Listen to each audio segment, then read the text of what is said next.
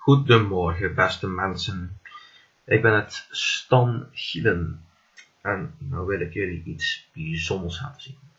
Gisteravond heeft het geonweerd, ik weet niet of het goed Nederlands is van wat we zeiden. En als je dat gaat analyseren, kom je toch wel bijzondere dingen tegen. Even opletten. Hier zie je, dit is dan de fracties van de seconde. Doe ik 1. Kijk, binnen 1 milliseconde noem ik dat dan, heb je dit effect.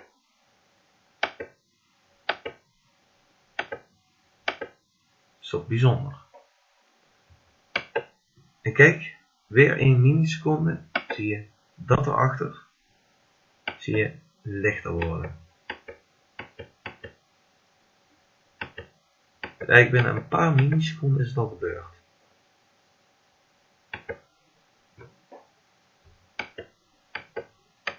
Erg chic.